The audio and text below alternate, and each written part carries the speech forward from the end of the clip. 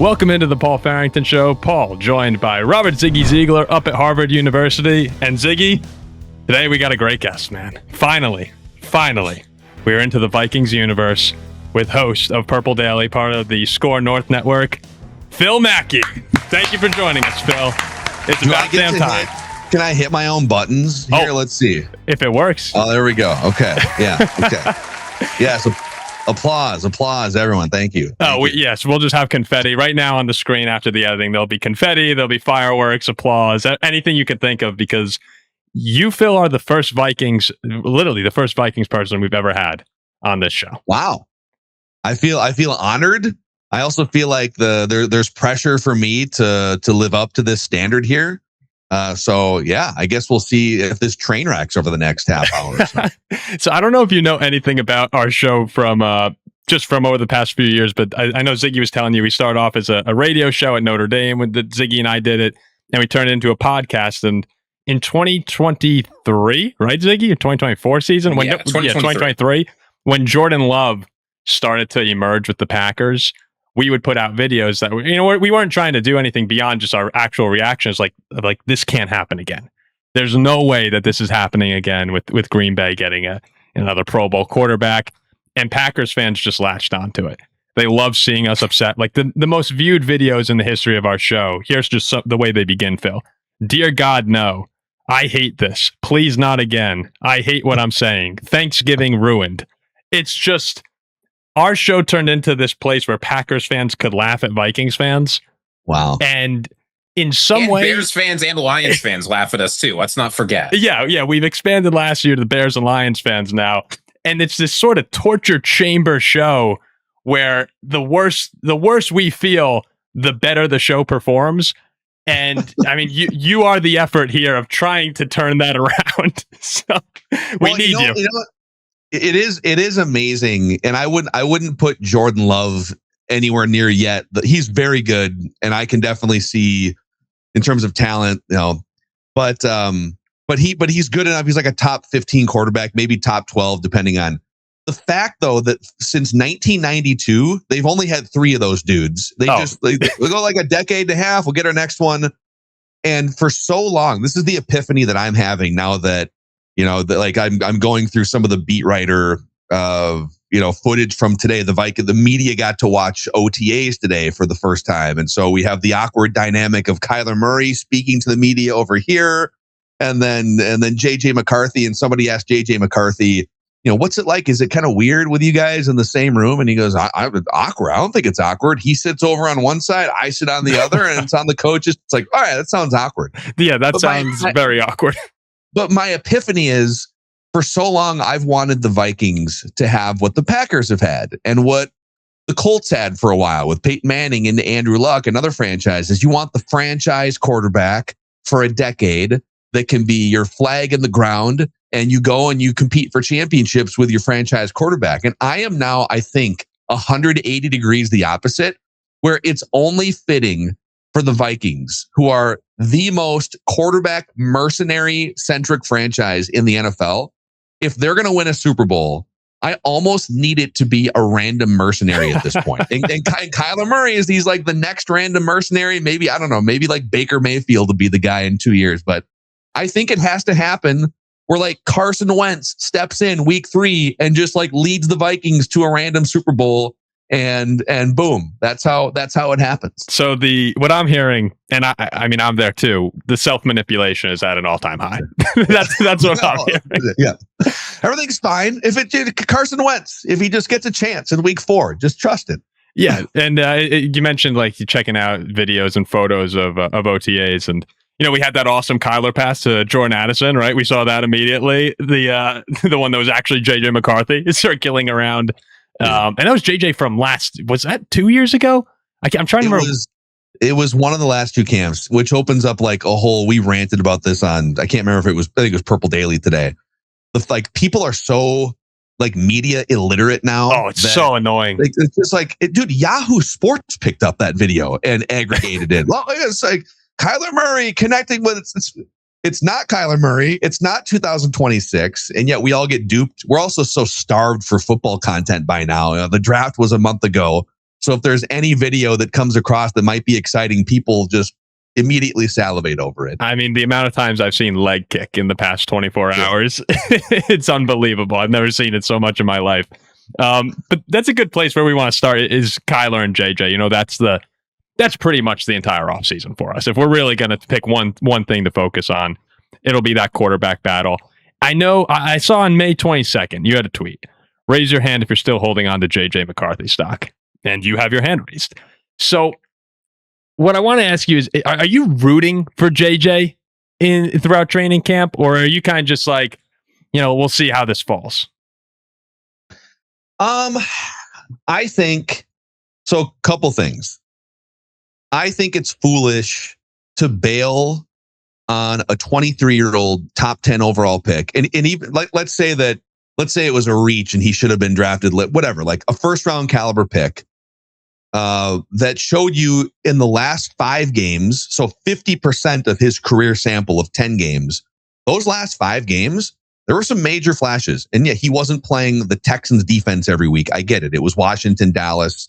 But he was top 5 or 10 in every meaningful measurement, analytically or otherwise, in those last 5 games. And again, I'm not saying crown him because of a 5-game sample against some defenses that might have been ravaged and checked out. But I remain McCarthy curious after watching him put together that stretch. And then you combine the fourth quarter we saw on Monday Night Football against the Bears early in the season. There was enough in those 10 games. There was a bunch of lows, some immaturity. Obviously, injuries are a question. And so I guess the way I'll answer your question is, if you are selling stock on McCarthy now, I feel like it's probably a mistake. If you laid out every quarterback stock over like a larger sample, I think you would make more money holding on to JJ McCarthy stock after those 10 games than selling it. Where people have gotten confused with my opinion is when they signed Kyler, and I still stand by this because I think Kyler's going to win the job. Yeah. I think it signals the end of McCarthy's chance, barring an injury, in Minnesota. But I don't think it signals the end of his chance to be a fairly high-end starter in the NFL. And so, yeah, I think there's so many late bloomers in today's league, Sam Darnold being case in point number 1. I don't know how you can watch the impatience and the cycle that we see every year in the NFL with quarterbacks, and then guys coming out the other end, the Sam Darnolds, even Geno Smith in Seattle, Baker Mayfield, Mac Jones in San Francisco last year, and not think that there's hope for JJ McCarthy sometime in the next 3 to 5 years. So that is why I remain a McCarthy stockholder. As far as rooting for him in this battle, I just want the Vikings to have good quarterback play. And if this process leads to better quarterback play than the bottom 5 play they had measurably last year collectively, then I don't care if it's Carson Wentz. I joke, but like, I just want better than bottom 5 quarterback play to pair with one of the best defenses in the NFL. I mean, even as someone who's sort of low on JJ McCarthy, I think you can tell how deranged the discussion has gotten with all the hype around the Vikings trading for Anthony Richardson. Right? It's like, oh, JJ McCarthy's hurt too much. He's too inaccurate. He hasn't shown enough on the field. They should go and get Anthony Richardson from Indianapolis and Kevin O'Connell can coach him up. Like, it's just the discourse surrounding this is very strange. Yeah. And I don't know, right? Like, it's fascinating. But like, if you think that McCarthy has accuracy issues, I mean, Richardson is like much closer to the Tebow end of the scale than the McCarthy end of the scale. I think you're totally right, Phil. Oh, sorry. Go ahead, Ziggy. Continue. No, go ahead, Paul. I just think you're right when you think about the Vikings as right, the whole thing with Sam Darnold and letting him go and how horrible it went. But we were the team that had him as the reclamation project, right? Like that, he was the poster boy of patience right now. And it's just kind of funny with the same fan base. You now have this guy who's played 10 games, and as you said, he got better, right? I mean, he was the second worst quarterback of the century statistically, so he had to, you hope, get better. But he did. And to just immediately be like, oh, okay, let's move on from him. I think McCarthy curious is a great way of describing it. Let's just hold on to him, see what happens. We all think Kyler's going to start.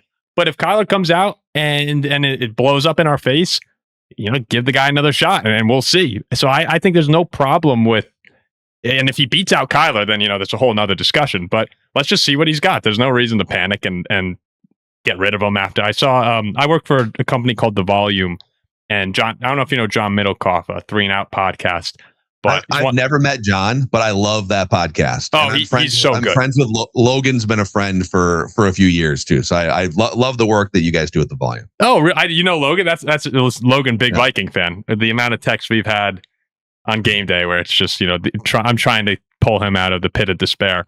But yeah, John the other day was saying he can see McCarthy being traded before week 1. I actually think that's his prediction. And we did a show and one of our segments was that topic. It was like, I would just be pretty bummed out if they traded him for, any draft pick, really, unless you're talking like a first or second rounder, which no one would trade. But why not just hold on to him?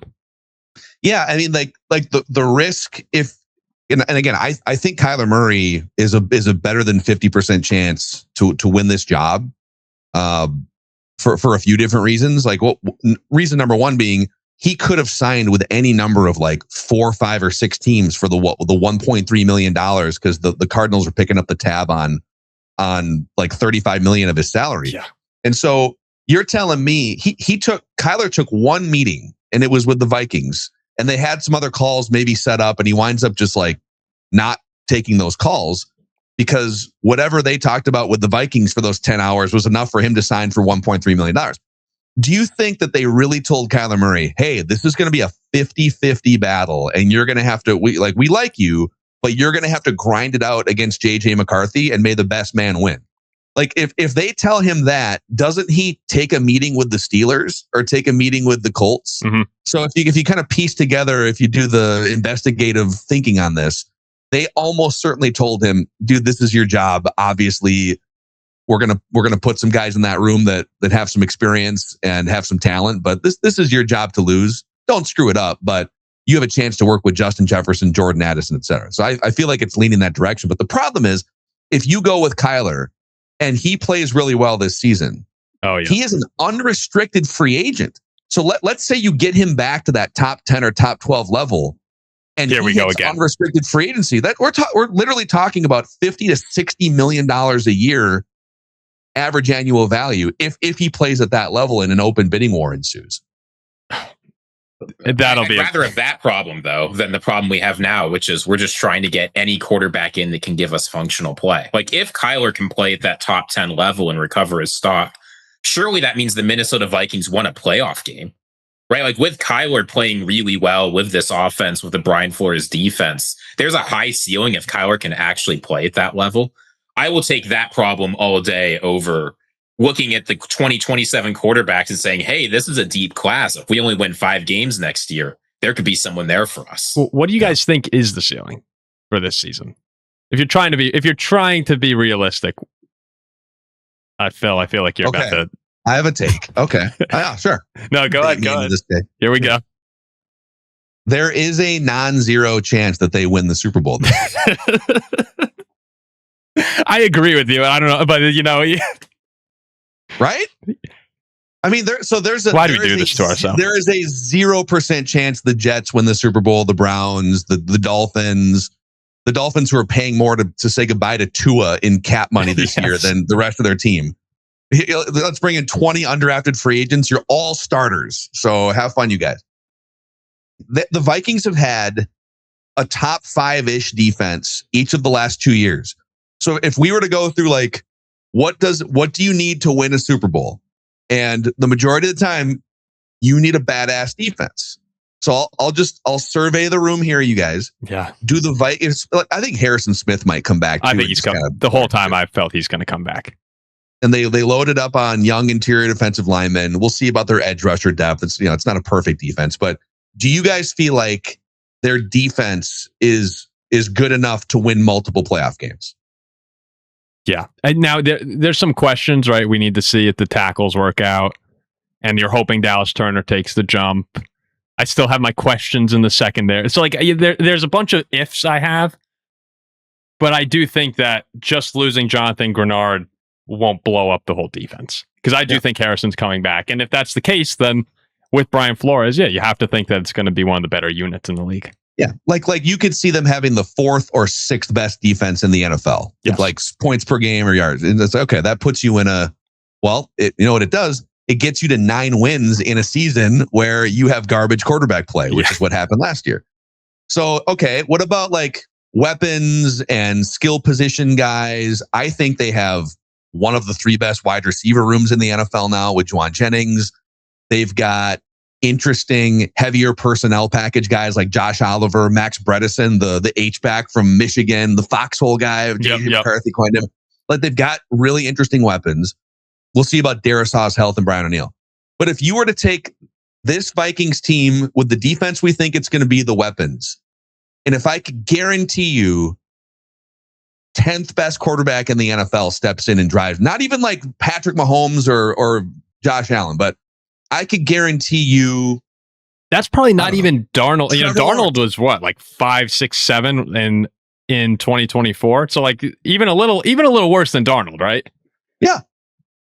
Then you would say, I know. Yeah, maybe they're not the favorites to win the Super Bowl, but it wouldn't be entirely shocking, right? I just talked myself into that whole thing that's going to disappoint me in about 6 months. But let me keep talking us into it since we're doing this. You know, where Matthew Stafford is getting older, he could be injury prone. Sam Darnold is just 1 season away from looking like he's with the Jets. The 49ers are the 49ers. And otherwise, it's like the Eagles are in crisis. The Lions are in crisis. The Packers, it turns out, 1 injured player on defense means they lose all their games for the rest of the season. No one's betting on Chicago. This is what we've been waiting for. That's where Minnesota is. We're right there in the Super Bowl odds. You know, I mean, we just put all the factors together. It's actually obvious that they're going to win the Super Bowl now that you lay it out like that. Yeah, I've completely been talked into it. Now, I'm laughing during that, Phil, not because I think you're crazy, but because I've ran the exact same thoughts through my mind. I'm like, if Kyler, if he could go back to how he was in 2022, this thing could work out here. But I like this. I think the signing makes sense too, because it's great for Kyler. You're inserted into one of the best positions you could be in as good as you can get, right? For someone in his position who, I don't know if you've looked at Cardinals Reddit at all. I mean, they hate him. Like, they ran him out of town, and you land in this spot with O'Connell and Jefferson and everything we have. And then on the Vikings end, you're not paying anything. You actually, and this is another thing that I've said a handful of times, we don't owe Kyler Murray anything, right? If he comes out and he stinks it up all of training camp, all right, JJ McCarthy, okay, let's go. So it's a situation that's really nice for both teams, where it really can work out. And there's really not much consequence for any party. I mean, Kyler could end his career if he doesn't perform, but for the Vikings, there's really not much in terms of risk. Well, okay, since we're talking about crazy hypothetical scenarios here, the best case scenario would be they both play really well throughout the entire period here.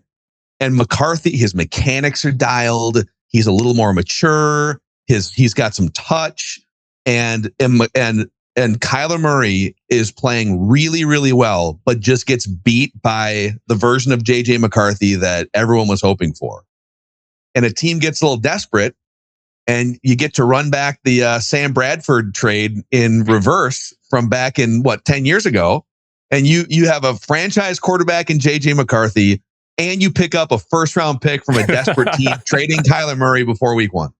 I mean, I'm loving where we're at right here. Yeah, I'm loving all of this right now. So you get the extra draft pick, and you win the Super Bowl on top of it with your franchise quarterback, J.J. McCarthy. I mean, yeah, and maybe why wouldn't anyone want to be a Vikings fan if this is how things go? maybe Brissett holds the Cardinals in purgatory long enough where they decide to swing for the fences, and they go back and take Kyler back from us. I mean, if we're just going to get crazy here. All right, so we got a handful of other questions we just want to run through, so we don't keep it here all day, because we can just go on and on, I'm sure, talking about how the Vikings can win the Super Bowl in 2026. So we mentioned, obviously, outside of quarterback, what's your biggest area of concern? Like, you're going to really be paying attention throughout OTAs, training camp, as we get closer to the season. Yeah, I think it is the edge rusher group. Well, I would say Christian Darrisaw's knee is like the fact that thing just was a problem all year. And, he wound up like not finishing 4 or 5 games that he started. So that's something to keep an eye on.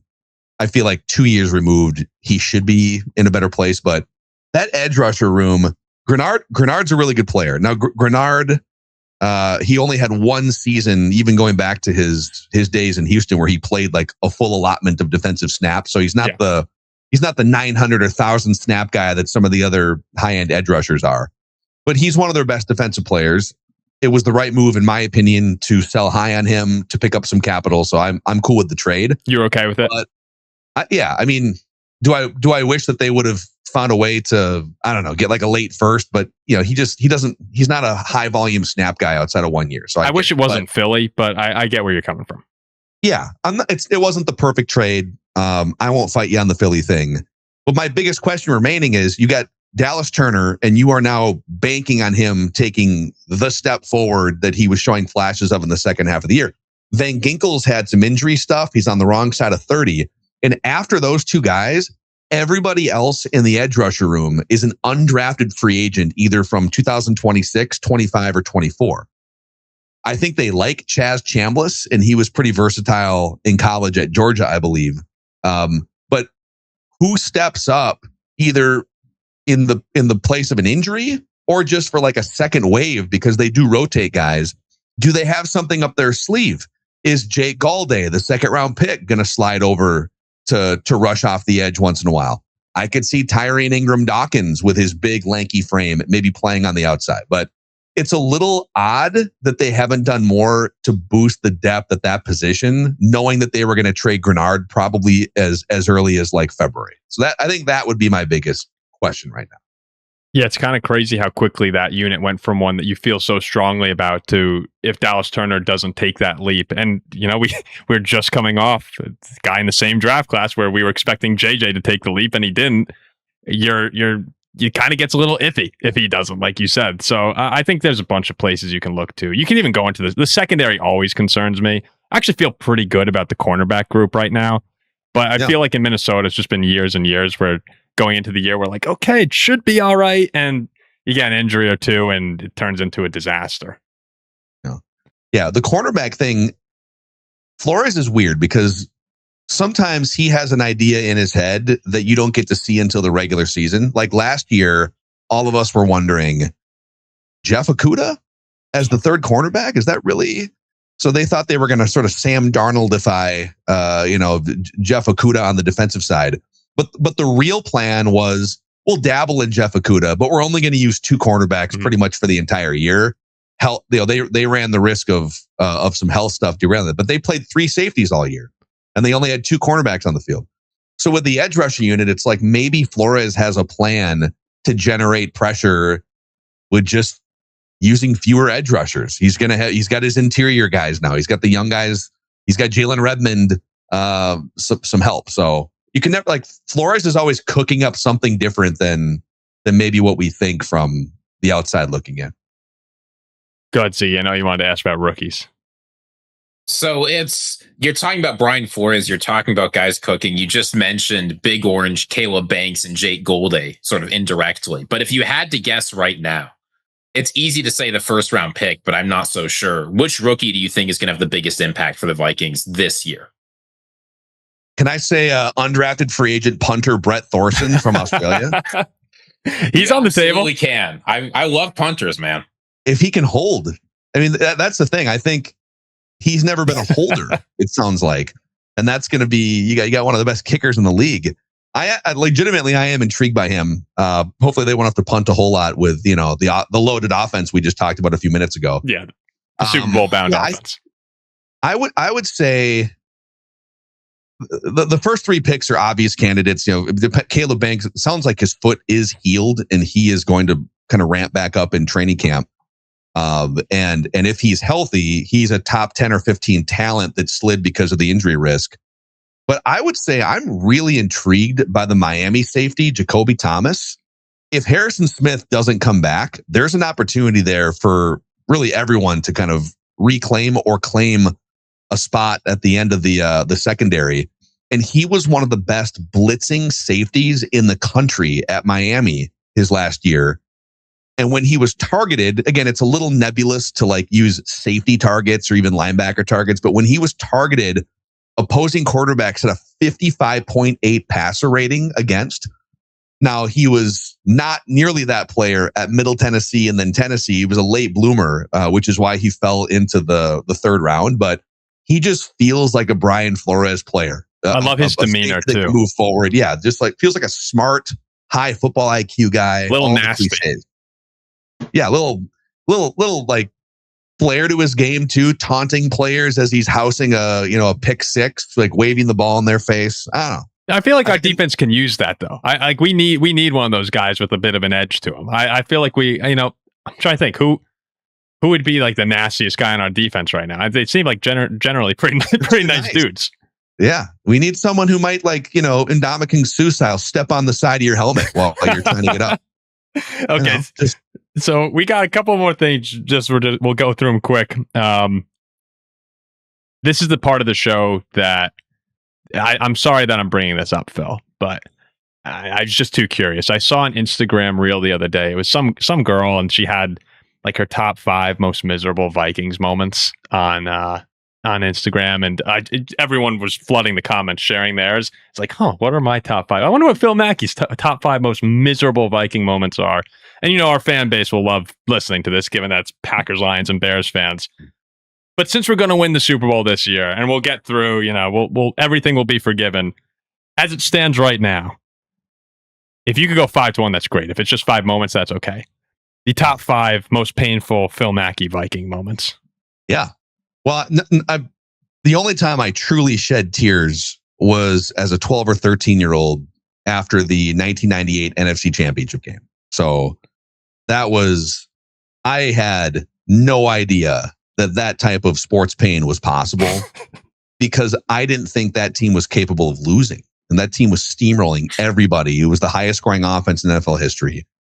This Falcons team, I love how kind of we just dismissed this Falcons team like it was like a Chris Chandler Falcons. That was a 14-win team that all of us were assuming that the Vikings were going to steamroll in that game. Were they like 11-point favorites? Or they were double-digit point favorites. Yeah. And they wind up taking a knee at the end of regulation and sending it to the whole thing was just, I cried for probably an hour straight after that game was over. I was 3 months old during that game, and I talked with my dad about it, and he had very similar reactions. He was just like, he doesn't like to talk about it. It literally wrecked people. Like it also, I think what happened too was for that generation of Minnesota sports fan, and I am right, like those were my formative sports years. It made it hard to believe that any team could win a championship ever. And to this point, it's been true. Yeah, I was going to say it. That's correct. Because the logic that you're trying to process, if that team can't even get to the Super Bowl, then how would literally any other, the Case Keenum Vikings team, that was a fun run, but it's like, well, if the 98 team couldn't get to the Super Bowl, then why would it? And of course, every team in Minnesota winds up crashing into a brick wall. But I would say, just to give you the 5, the 98, I'll give you the obvious ones. The 09 is number 2. And that's even more disappointing in retrospect because I think the 98 team, with some of their injuries that they would have taken into the Super Bowl against Elway and Terrell Davis, I think they probably lose that Super Bowl in 98. Really? 09, they beat the Colts, I think, hands down. And they win the Super Bowl if Brett Favre either just doesn't throw the pick or if they don't get the 12-man in the huddle. So many different things had to happen for the Vikings to not win that game in New Orleans. That's number 2. Another great choice.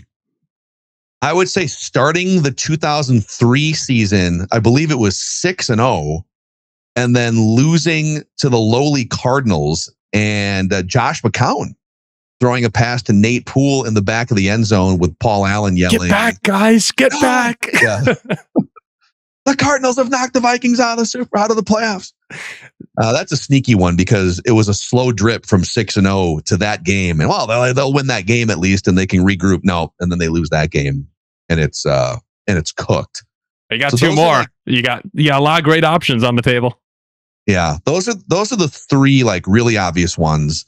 I would say when the Vikings re-signed Kirk Cousins to another ironclad contract in 2020, that would have been in the 5 for sure, because I knew they were cooked after that. I don't know if you could see my shirt, but Ziggy said, "Paul, throw your Kirk Cousins shirt on for Phil today." Right, it's just man, that dude, generational bag grabber, Kirk Cousins. Oh, he's unbelievable. Still getting it. Still. Yeah. He finds a loophole, even in leaving Atlanta for the Raiders. And then, man, I would say there are a lot of other options here. Some people are going to say like 2017. That's where they had a chance to play a home Super Bowl. That's pretty. Yeah, that sucked. High up there. I was in college, and I had a buddy, Will Ziggy, and I, a former co-host, and he was another Viking fan. And I looked at him after the touchdown, and we both looked at each other, and went, "We're going to the Super Bowl," and fist pumped. Yeah. And then, then it went downhill from there. But I think my fifth one, and I'll never forget where I was and how I felt and the circumstances when the Vikings were playing the Seahawks at home in one of the coldest games in NFL history. That was the only post game since 2011 all the way through now. I was doing radio at the time, and now Purple Daily, YouTube, and podcast, we do Vikings Vent Line. And that's the only post-game show in 15 years that I wasn't hosting because our radio station at the time had a conflict with I think it was Go for women's basketball or men's basketball. And we had to run this afternoon game contractually on our station. And it was before YouTube. It was kind of, if there was something blocking your radio station, sorry. You just weren't on. You weren't on. And so I was watching with some friends.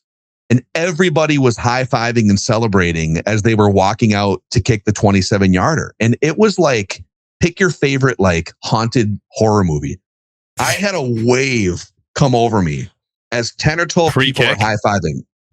As they're walking out and they're in the huddle. And I said out loud, "Oh my God, I think something's going to happen here."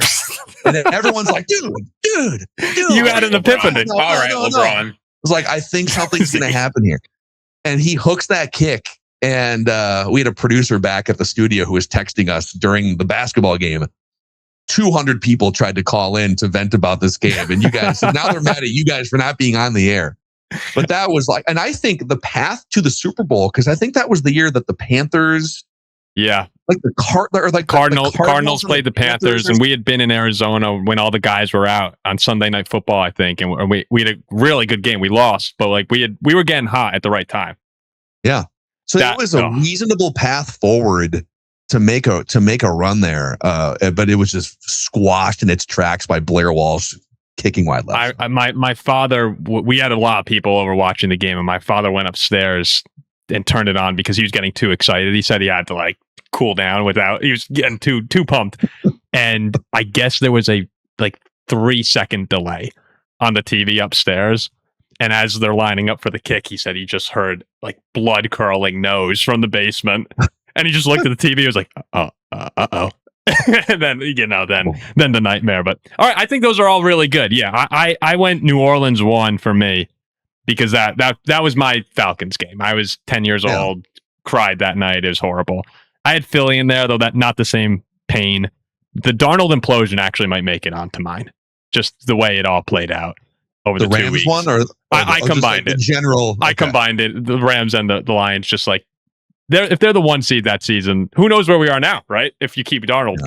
Yeah. And the one that I had Walsh in there, and the one that we didn't mention, Teddy's knee. That was when Teddy blew out his knee. I was 17 years old working in the Acme bakery. And I get a text from my friend that says, and Acme, I don't know if they have Acme out in the Midwest. It's just a grocery store.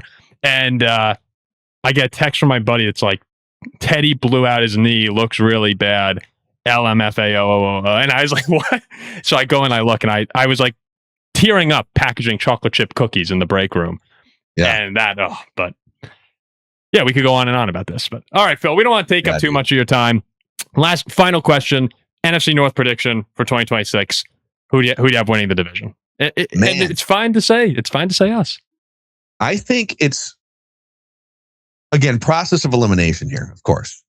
Feel like the Packer vibes just feel a little off. There's a lot of Matt LaFleur dissent.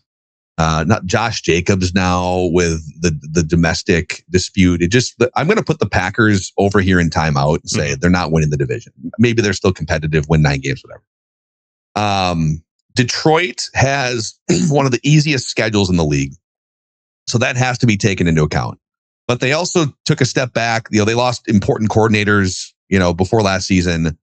So I think that the schedule is going to be friendly for them, but they missed their window to win a title. I mean, they had a golden chance there for 2 years. They had a 17-point lead in the second half of the NFC Championship game.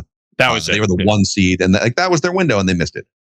The Bears are good, and the Bears are well coached, and they have a stud at quarterback who has some accuracy issues. But the Bears are going to be in for some turnover regression, unlike any other team. They were like a plus 20 or something last year. Turnover margin does not transfer like that. So I think it's between the Bears and the Vikings. I think 11 wins might get it for you in a tough division. I'm going to say the Vikings get minimum league average quarterback play, and the Vikings win 11 games. They win enough games in the division to have a tiebreaker. Vikings win the division. Yeah. That's what we like to hear. Not even emotional. I just laid out the logic for the entire last 30 minutes. The entire show, it's been logic. And the entire show has been logic. All right, Phil, thanks so much for coming on. We really appreciate it. Again, we needed to get some Viking blood on this podcast, so it's refreshing. Not that we don't enjoy all of our NFC North divisional foes, the podcast hosts who come on, but this one has been nice to talk about the Vikings in the Super Bowl rather than the Vikings picking in the top 10. No, thank you guys for entertaining these realistic scenarios, and have fun watching OTA coverage of an awkward quarterback room. Yeah, and you can check out Phil Mackey. And you do. I mean, you have a bunch of podcasts that you do. We'll shout out Purple Daily here. Is there any of the other shows you want to give a shout out to? Yeah, I would say like for the football crowd in particular, Purple Daily, and then also the O-line committee with Alex Boone and Jeremiah Searles is a ton of fun. I just throw the ball up in the air and then those guys fight with each other basically. And then we've also launched Football Takes, a new YouTube channel, and then Apple and Spotify with Thor Nystrom, who just jumped on board at Score North about 6 months ago. So we got all sorts of football irons in the fire right now. Yeah. Awesome. Yeah, guys, go check them out. And we'll look forward. Hopefully we could do this again at some point during the football season. Thanks so much, Phil. Love it. Thanks, guys.